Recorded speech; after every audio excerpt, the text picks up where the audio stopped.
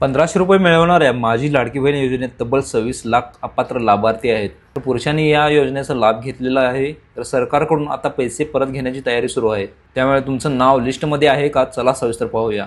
महिला सक्षमीकरणासाठी महाराष्ट्र सरकारने जून 2024 मध्ये मुख्यमंत्री माझी लाडकी बहीण योजना सुरू केली होती। या योजनेअंतर्गत 21 ते 65 वयोगटातील महिलांना दरमहा 1500 रुपये दिले जात होते, पण अलीकडेच या योजनेत मोठा घोटाळा उघड झालेला आहे।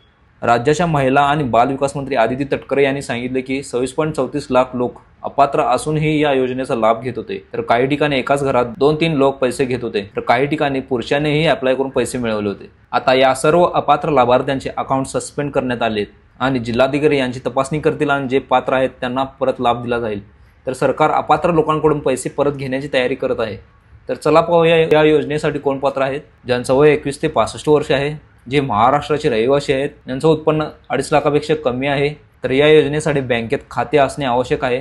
ज्या महिला दुसऱ्या सरकारी योजनेचा लाभ घेत नाहीत ते पात्र असतील। विवाहित, अविवाहित, घटस्फोटित महिलाही यासाठी पात्र असतील। तर यासाठी लागणारी कागदपत्रे ही आहेत: आधार कार्ड, उत्पन्नाचा दाखला, जात प्रमाणपत्र, वयाचा दाखला, निवास प्रमाणपत्र, passport photo, bank passbook, ration card आणि मतदान ओळखपत्र।